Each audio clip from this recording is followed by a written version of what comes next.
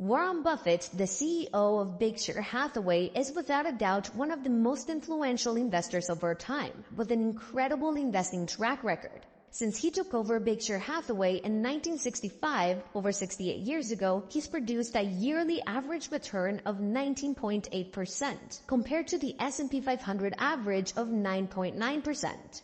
A $100 investment in Berkshire Hathaway at the time would be worth over $2.5 million today. This has made his shareholders very wealthy and given Warren a cult-like following. And once a year, they meet in Buffett's hometown of Omaha for the Berkshire Hathaway shareholder meeting, where investors can meet other like-minded people and learn from the wisdom of Warren and Charlie. And in this year's meeting, they talked about the state of the economy, the banking system, their thoughts on AI, the economic problems with China, and much, much more. The meeting was around 6 hours long, but today we're going over the key moments from this year's Berkshire Hathaway shareholder meeting. Number 1, their thoughts on the banking system. It used to be that if you saw people lining up at a bank, the proper response was to get into the line. The banking system has changed so much over the years, and we did something enormously sensible, in my view. When we set up the FDIC, as many as 2,000 banks had failed in 1 year back after World War I. I mean, bank runs were just part of the picture, and if you have people that are worried about whether their money is safe in the bank and all find withdrawals, you can't run an economy very well. So the FDIC was very logical. It's got changed over the years some. Even though the FDIC limit is $250,000, that's the way the statute reads, but that is not the way the U.S. is going to behave any more than they're going to let the debt ceiling cause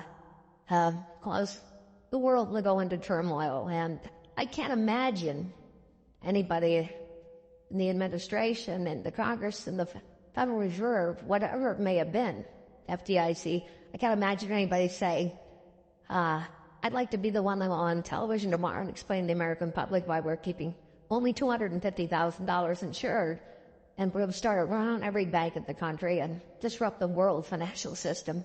We don't have any worry. We keep our money in cash and treasury bills at Berkshire because we keep $128 billion or whatever it was at the end of the quarter. And we want to be there if the banking system temporarily even gets stalled in some way. It shouldn't. I don't think it will, but I think it could. And I think that the incentives in bank regulation are so messed up, and so many people have an interest in having them messed up. It's totally crazy. I mean, you'll have to have a punishment for the people that do the wrong thing to hold the CEO accountable. The CEO gets the bank in trouble. Both the CEO and the directors should suffer. The stockholders of the future shouldn't suffer. They didn't do anything. It doesn't teach anybody any lessons or anything. It teaches the lesson is that if you run a bank and you screw it up, you're still a rich guy, and the clubs don't drop you, and the charity groups don't quit asking her benefits, and the world goes on. That is not a good lesson. I think there's some work to be done, but I don't think it's not a difficult problem. It's just we screwed up the answer and we screwed up the communication of it. Charlie? Well, I'm so old-fashioned that I kind of liked it better when banks didn't do investment banking. I don't think having a bunch of bankers, all of them were trying to get rich, leads to good things. But I think a banker should be more like an engineer. He's more like into avoiding trouble than he is getting rich. Yeah, and they can do fine. They can do fine that way. And I think we get a big mistake when we create a bank where everybody who joins it plans to get rich. It's a contradiction in values. Number 2, addressing the commercial real estate fears. Charlie Munger has warned of a brewing storm in the U.S. commercial property market, with American banks full of what he said were bad loans as property prices fall. Please elaborate on what's going on in commercial real estate, How bad will the losses be, and what sectors or geographies look particularly bad? I'll just add an addendum from another viewer who wrote in and wanted to know if Berkshire would be more active in commercial real estate as a result. Well, Berkshire's never been very active in commercial real estate. It works better for taxable investors than it does for corporations taxed the way Berkshire is. So I don't anticipate huge effects on Berkshire. But I do think that the hollowing out of the downtowns in the United States and elsewhere in the world is going to be quite significant and quite unpleasant. I think the country will get through it all right, but as they say, it will often involve a different set of owners. Yeah, and the buildings don't go away, but the owners do. Well, but most people like to buy with non-recourse in real estate, and one time I asked Charlie, there was some real estate guy we were talking to, and how do they decide how much a building like this is worth? And the answer is it's whatever they can borrow without signing their name. And if you look at real estate generally, you'll understand what the phenomena that's happening if you remind yourself that that's the attitude of most people that have become big in the real estate business, and it does mean that the lenders are the ones that got the property, and of course they don't want the property usually, so then the real estate operator counts on negotiating with them, and the banks tend to extend and pretend, and there's all kinds of activities that arrive out of commercial real estate development, which occurs on a big scale, but it all has consequences, and I think we are starting to see the consequences of people who could borrow at 2.5% and find out it doesn't work at current rates, and they hand it back to somebody that gave them all the money they needed to build it. Number 3, the AI hype. If you went into BYD's factories in China, you would see robotics going in at an unbelievable rate. So we're going to see a lot more robotics in the world. I am personally skeptical of some of the hype that has gone into artificial intelligence. I think old-fashioned intelligence works pretty well. There won't be anything in AI that replaces the gene. But I'll state that unqualifiedly. It can do amazing things. Bill Gates brought me out the latest, maybe not the latest version, but one he thought maybe I could handle, which has to be careful with me in terms of leading me too fast. And it did these remarkable things. It didn't, but it couldn't tell jokes. Bill told me that ahead of time and it prepared me, and it just isn't there. But it can do all kinds of things, and when something can do all kinds of things, I get a little bit worried, because I know we won't be able to uninvent it, and we did invent, for very, very good reason, the atom bomb in World War II, and it was enormously important that we did so. But is it good for the next 200 years of the world that the ability to do so has been unleashed? We didn't have a choice, but when you start something, well, Einstein said after the atom bomb, he said, this has changed everything in the world except how men think. And I would say the same thing not the same thing, I don't mean that, but I mean with AI, it can change everything in the world except how men think and behave. And that's a big step to take. It's a good question, and that's the best answer we can give. Number 4, their thoughts on Elon Musk's extreme goal setting. Well, yes, I think Elon Musk overestimates himself, but he is very talented. So he's overestimating somebody who doesn't need to overestimate to be very talented. And Elon he's a brilliant guy, and I would say that, he might score over 170, but he dreams about things, and his dreams have got a foundation. He would not have achieved what he has in life if he hadn't tried for unreasonably extreme objectives. He likes taking on the impossible job and doing it. We're different. Warren and I are looking for the easy job that we can identify.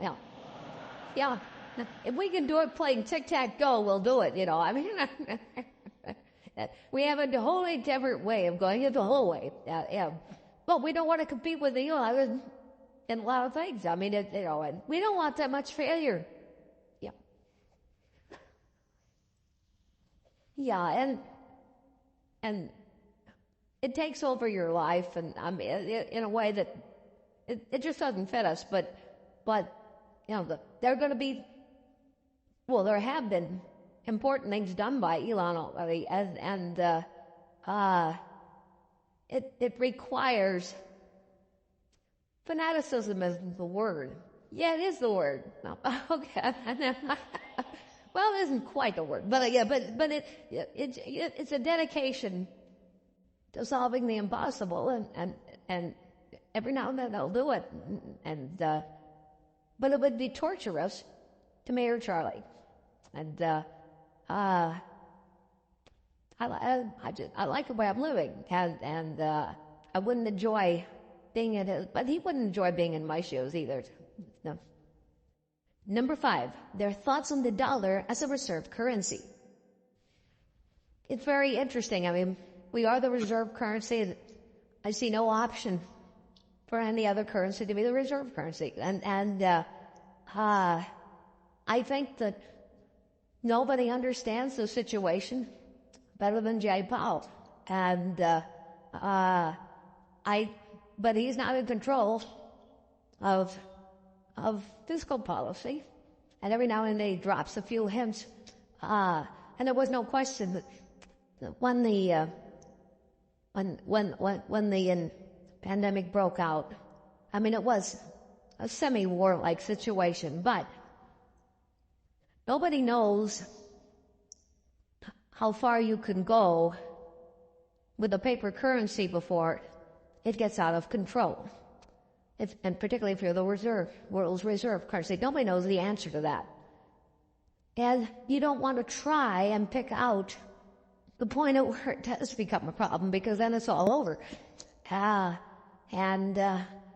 think we should be very careful. I mean, we all learned Keynesianism, and we applied it in World War II to the advantage of the country, and we did everything we could to prevent inflation during the war. And then the war ended in August of 45, and I think in January of 46, and I'm not giving you exact figures at all now, but in January of 46, I think the rate of inflation was at something like 1% or thereabouts. And by the end of the year, I think it was at like 15%. And again, I'm doing this from long memories, but it's easy for America to do a lot. But if we do too much, it's very hard to see how you recover once you let the genie out of the bottle, and people lose faith in the currency, and they behave in an entirely different manner than they do when they feel that if they put some money in the bank or have a pension plan or whatever it may be, that they're going to get to have something with roughly equal purchasing power. And it just changes the economy, and all kinds of things can happen then. And I can't predict them, and nobody else can predict them, but I do know they aren't good. And we are not as well off in relation to curbing inflation expectations, which become self-fulfilling. And we are not as well off as we were earlier. And Berkshire is better prepared than most investments for that kind of a period. Now, but I said this in the annual report, but we aren't perfectly prepared because there's no way to perfectly prepare. You don't know what course of action will occur. And America is an incredible society, rich, we got everything going for us. But that doesn't mean we can just print money indefinitely. That as that, and it'll be interesting to see how it turns out. Charlie? Well, at some point, printing money to buy votes will be counterproductive. Yep. And we don't know exactly where that comes.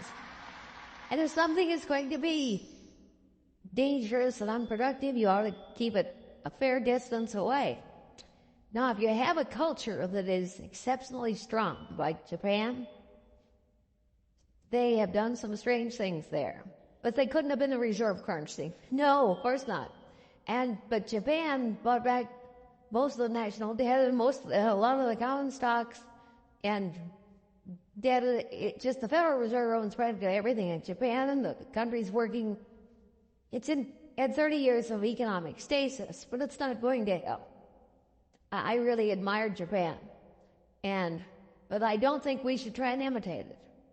I don't think we're as good as Japan at taking. They have a cohesive culture and we don't, Charlie. That's exactly right. In Japan, everybody's supposed to suck up and cope, and in America, we complain. Number 6, others' mistakes can create opportunities. I think value investors are going to have a harder time now that there's so many of them competing for a diminished bunch of opportunities.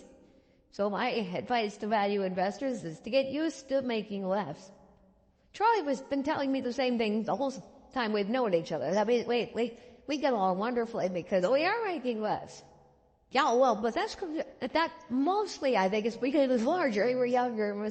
We never thought we could manage $508 billion. No, but I would argue that there's going to be plenty of opportunities. And part of the reason there are going to be plenty of opportunities, the tech doesn't make any difference or any of that. I mean, if you look at how the world's changed in the years since 1942 when I've started to say, well, the world changing new things coming along don't take away the opportunities. What gives you opportunities is other people doing dumb things. And it's that. And I would say that, well, the 58 years we've been running Berkshire, I would say there's been a great increase in the number of people doing dumb things, and they do big dumb things, and the reason they do it to some extent is because they can get money from other people so much easier than when we started. So you could start 10 or 15 dumb insurance companies in the last 10 years, and you could become rich if you were a droid at it. Whether the business succeeded or not, and the underwriters got paid, and the lawyers got paid, and that creates, if that's not on a large scale, which it couldn't be done, 58 years ago, you couldn't get the money to do some of the dumb things that we wanted to do, fortunately. And investing has disappeared so much from this huge capitalistic market that anybody can play in, but that the big money is in selling other people ideas that isn't outperforming. And I think if you don't run too much money, which we do, but if you're running small amounts of money, I think the opportunities will be greater. But then Charlie and I have always differed on this subject. He likes to tell me how gloomy the world is, and I like to tell him we'll find something. And so far we've both been kind of right. Number 7, the one lesson to avoid mistakes. You should write your obituary and then try and figure out how to live up to it. You just want to make sure you don't make any mistakes that take you out of the game or come close to taking you out of your game.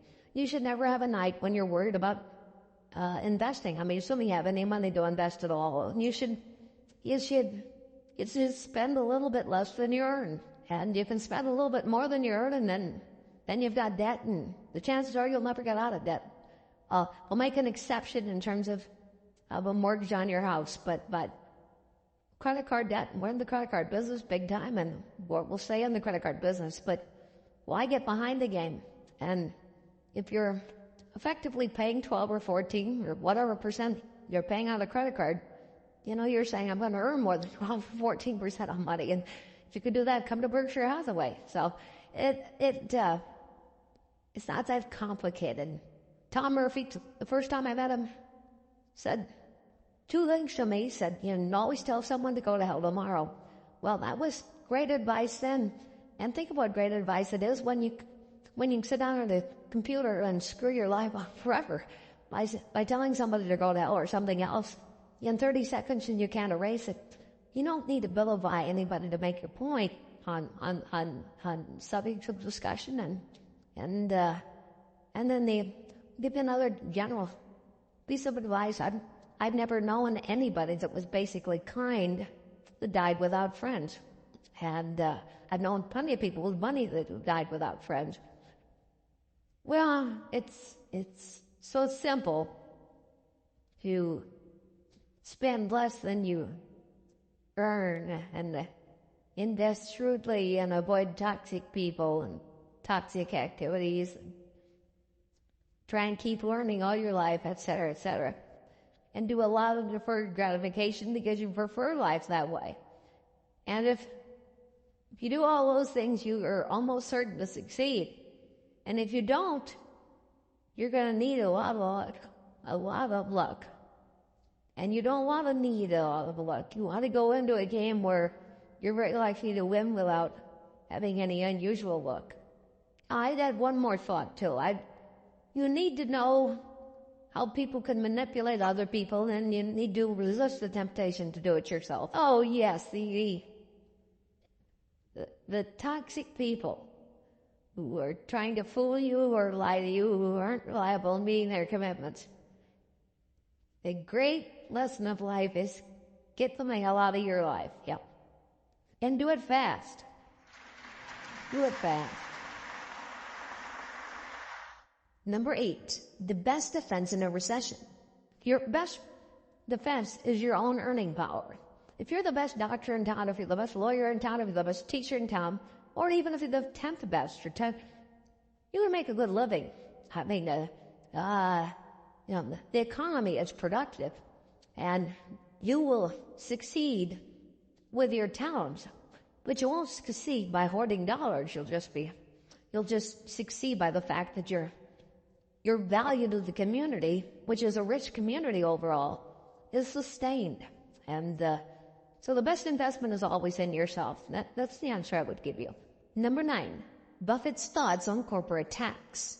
We were paying 52% taxes, federal income taxes, when I bought control in the partnership of Berkshire Hathaway. I mean, the tax rate come down dramatically. We will live with this tax code, and we do not think corporations are overtaxed in the United States. But we've got a new law that hasn't yet, the regulations haven't been written on, and when we know what the game is, we will absolutely figure out a way to pay 15% every year, and which generally we've been paying anyway. And as I pointed out, if there were 1,000 corporations in the United States that paid what Berkshire has been paying, nobody else in the United States, no individual, no corporation would ever pay any income tax, Social Security tax, gift tax, estate tax, anything else. 1,000 like Berkshire Hathaway would produce the revenue that's being produced by the federal government, that's being derived into the present tax code from everybody in the United States. And I don't feel badly about that, and I'd love to get up to what if 1/500th or something of the sort done. But I'd like to do it at this rate. I'm happy to do it. Number 10, Charlie's take on capitalism. Free market capitalism automatically, with a lot of property in private hands and free trade and all that, automatically creates GDP per capita that grows and helps everybody, including the people at the bottom. Helps everybody a lot. But inherent in the process is a lot of pain in that free market capitalism. For instance, to the Portuguese workers in the textile company in New Bedford. And nobody's ever figured out how to take all the pain out of it. We do have government safety nets that take some of the pain out. We make those safety nets a little bigger as time goes by. But apart from that, if you try and take all the pain out, you'll also take all the gains out of it. You won't have a growing GDP per capita. You'll have an economy like Russia's, which has been characterized as saying, they pretend to pay us and we pretend to work. Yeah, the other systems haven't worked better, but it also produces more and more disparities in wealth, and people that do nothing but get assets under management without actually performing anything extra make fortunes. And I mean, it's the job of government to keep the best aspects of capitalism while not causing people that only speak Portuguese to suffer in the process. I mean, the two aren't compatible politically over time, and we stumble along making progress on things like Social Security and all that, and we are a lot better off than we are when I was born. Net, the United States has done a very good job of this tension between capitalistic growth and a growing social safety net. We can be pretty proud of our country looking backward.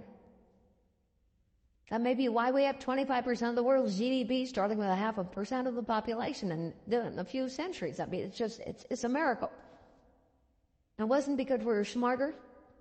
Oh, you gotta say there must be something to the system that's worked pretty well, even though it's produced a civil war and all kinds of things, and women, not getting a shot at anything, even after they passed the 19th Amendment. It's a work in progress.